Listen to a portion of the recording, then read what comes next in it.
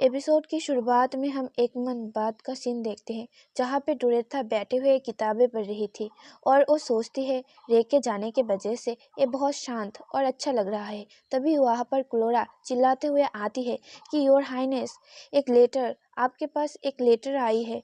डोरेथा कहती है ये रे के तरफ से है ना। क्लोरा हाफते हुए कहती है नहीं, ए लेटर योर हाइनेस के लिए इंपीरियल कोर्ट के ओर से है। डोरेथा ए सुनकर चौंक जाती है और सोचती है इंपीरियल कोर्ट, शायद ऐसा हो सकता है कि कार्नेन मुझे वापस बुला रहा है। और वो लेटर को खोलते हुए सोचती है इन 2 सालों में कभी भी लेटर्स नहीं आई है तो अब क्यों। और क्लोरा पूछती है उसमें क्या कहा गया है योर हाइनेस। डोरेथा उस लेटर को टेबल पर रखते हुए कहती है इसमें कहा गया है मुझे एक इंपीरियल प्रिंसेस होने के तौर पर मुझे मेरा काम करना होगा। और वो कार्नेन को याद करते हुए मन में कहती है मैं क्या एक्सपेक्ट कर रहा था, कार्नेन कभी भी वैसा नहीं होंगे तो मैं क्यों। और वो कहती है इसमें कहा गया है कि हार्क रॉयल फैमिली का एक मेंबर बहुत जल्द पैलेस विजिट करने वाला है। ये सुनकर क्लोरा और स्टीफन थोड़ा सा चौंक जाते हैं और डोरेथा कहती है और मुझे उन्हें होस्ट करनी होगी। और वो मन में कहती है मेरे पास्ट लाइफ में थ्रोन पर बैठने के बाद मैं आगे बढ़ गया उबेरा एम्पायर को अब तक के सबसे बड़े साम्राज्य के रूप में विस्तारित करने के लिए।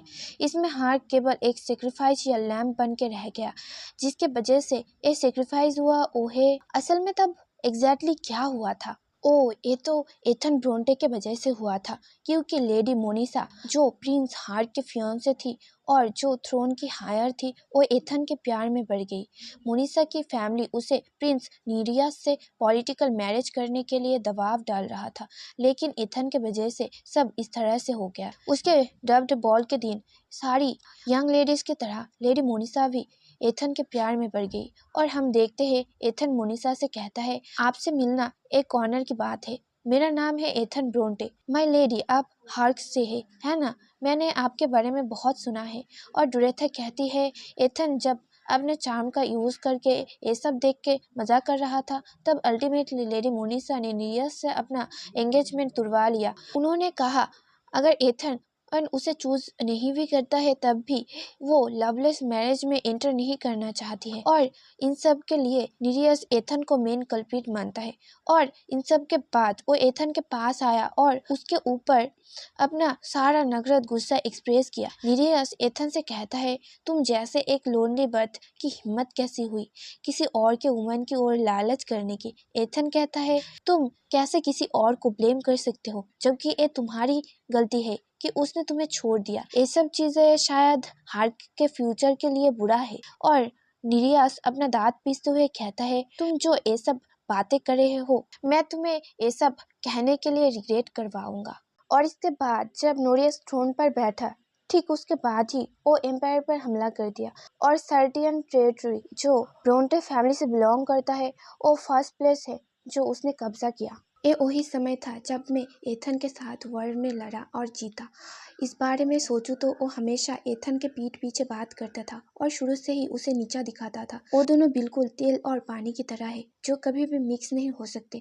सच कहूँ तो मैं कभी भी नीरियस को उतना पसंद नहीं करता था, तब मुझे ये सब देखने में बहुत मजा आ रहा था। और वो खुद से ही कहती है नहीं नहीं तब मैं गलत था। मोनिसा के साथ जो कुछ भी हुआ उस पर गुस्सा होने के लिए नीरियस को दोषी नहीं ठहराया जा सकता। अगर वो दोनों एक दूसरे से ना मिले तो क्या। और ऐसा नहीं है कि ब्रोंटे फैमिली इस तरह के किसी ऑफिशियल ओकेशन पर एथेन को भेजेंगे भले ही बाद में उनका एक दूसरे से सामना हो जाए। इस समय मैं अपने होश में हूँ इसलिए चीजें उतनी बुरी नहीं होंगी, है ना। कौन जानता है अब उन दोनों के बीच चीजें बेहतर हो सकती है क्योंकि इस बार हालात थोड़े से बेहतर है। शायद एक अपॉर्चुनिटी है एक पॉजिटिव इंप्रेशन एस्टेब्लिश करने का और साथ ही हार्क और उबेरा के बीच अच्छे रिश्ते बनाए रखने का। अगर चीजें सही से चला तो शायद मैं 1 मिलियन लोगों को बचा पाऊंगी। और वो मोटिवेट होते हुए कहती है ये शायद मुझे मेरे लिस्ट के नंबर 3 अचीव करने में हेल्पफुल हेल्पफुल होगी। अगर मैं एथन और नीरियस के रिलेशनशिप को इम्प्रूव कर पाया तो मैं 1000 लोगों को बचा पाऊंगी। और वो क्लोरा से कहती है, क्लोरा एक कैरेज तैयार करो। और हम देखते हैं डोरेथा एथन के पास आई थी। एथन बहुत ज्यादा खुश होकर डोरेथा को बैठने के लिए कहता है और पूछता है क्या आप टी या कुछ और लेना चाहेंगे। डोरेथा उसे ऐसे देखकर सोचती है, उसे देखकर लग रहा है वो बहुत अच्छे मूड में है। डोरेथा एथन से पूछती है, एथन क्या तुम हार्क से जो गेस्ट आने वाले हैं उनके बारे में सुना है। एथन कहता है, हाँ मैंने अपने फादर से सुना है, शायद उन्होंने कहा है कि योर हाइनेस उन्हें होस्ट करेंगे। डोरेथा चाय पीते हुए कहती है, हाँ एक इंपीरियल प्रिंसेस होने के नाते मुझे वहाँ जाना होगा और उन्हें ग्रीट करनी होगी। डोरेथा सोचती है एथन शायद कहीं और रहने के लिए जाए। तभी एथन कहता है, मैं असल में मेरे फादर के साथ जाने के बारे में सोच रहा हूँ। ये सुनकर डोरेथा के मुंह से चाय बाहर निकल जाता है। ये देखकर एथन घबरा के कहता है, क्या आप ठीक है योर हाइनेस। डोरेथा अपना मुंह पोंछते हुए कहती है, हाँ लेकिन तुमने क्या कहा।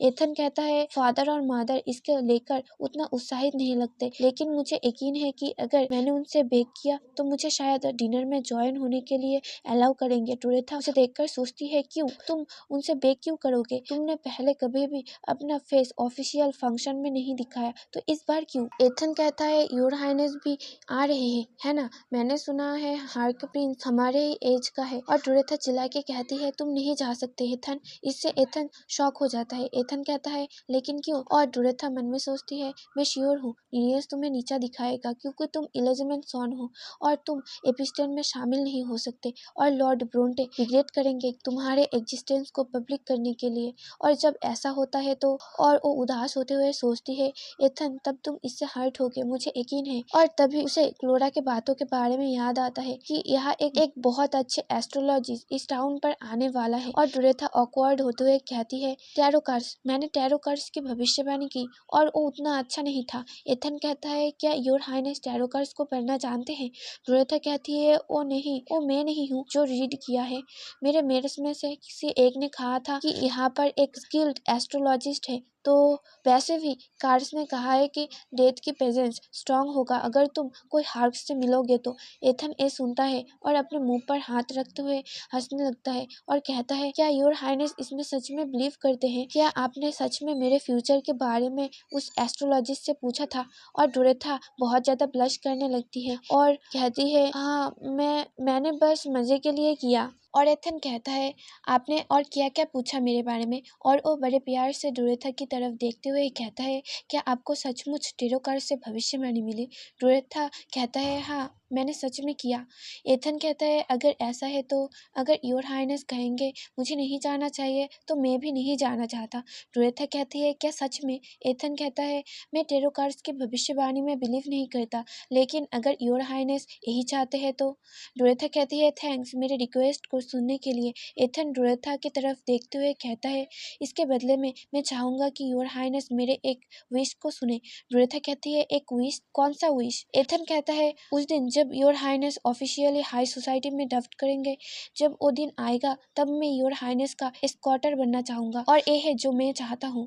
ये सुनकर डोरेथा मन में कहती है, मेरे पास्ट लाइफ में मेरा पार्टनर बनने या मेरे साथ देने को कोई नहीं था। इंपीरियल कोर्ट के द्वारा नियुक्त इंपीरियल प्रिंसेस के पार्टनर की भूमिका एक सजा की तरह था जिससे हर कोई हर कीमत पर बचना चाहता था, जिसका मतलब ये था कि कोई भी मेरे पार्टनर नहीं बनना चाहता था।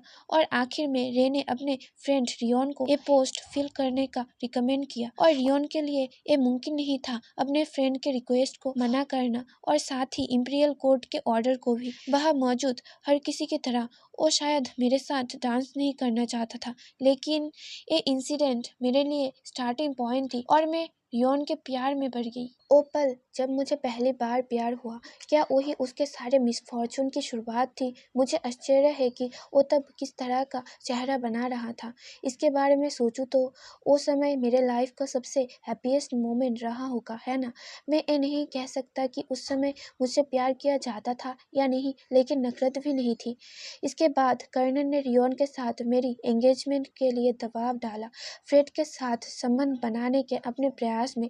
तभी उसे एथन बुलाता है जिससे वो अपने ख्यालों से बाहर आती है और कहती है ओ सॉरी, लेकिन मेरे डब्ट के लिए अभी बहुत टाइम है। एथन कहता है टाइम बहुत जल्दी बीत जाता है फिर भी, और वो प्यारा सा शक्ल बनाते हुए कहता है प्लीज़ मुझसे प्रॉमिस करे कि आपके डब्ट के दिन आप मुझे अपना हाथ देंगे।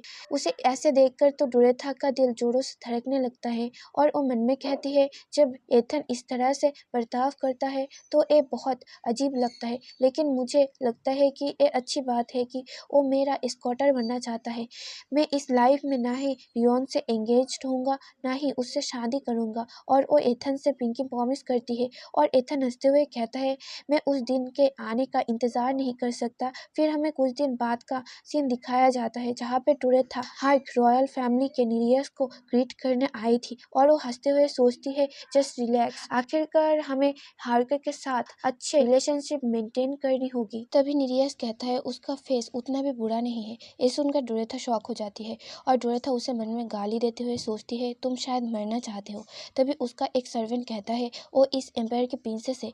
निरियस कहता है मुझे पता है, और वो अपने वाटर एलिमेंट को बुलाते हुए कहता है लेकिन मैंने सुना है कि वो कोई भी स्पीड एलिमेंट को कंट्रोल नहीं कर सकती। डोरेथा उसे देखते हुए मन में कहती है वाटर स्पीड एलिमेंट ये पावर हार्क रॉयल कोर्ट के पोनस फैमिली में पास डाउन होते आ रहे हैं और वो स्पीड के बारे में बहुत सारी बातें करती है जो उतनी भी इम्पोर्टेंट नहीं है।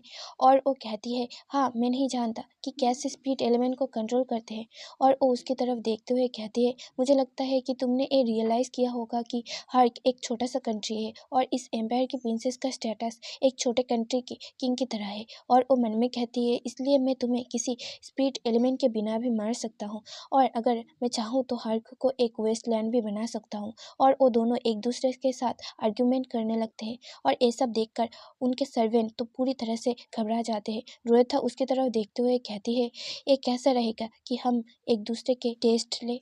और डोरेथा उससे बहुत सारे क्वेश्चन करती है लेकिन उसे कुछ भी नहीं आता है। डोरेथा चाय पीते हुए उससे कहता है इसका बुरा मत मानो अगर तुम नहीं जानते, और तुम इसी वजह से तो एपिस्टन अटेंड कर रहे हो ताकि सीख सको। और वो सोचती है मेरे पास्ट लाइफ में मैं शायद उसका गला दबा देता। अब मैं कह सकता हूँ कि मैं अपने पास्ट लाइफ की तुलना में काफ़ी शांत हो चुका हूँ।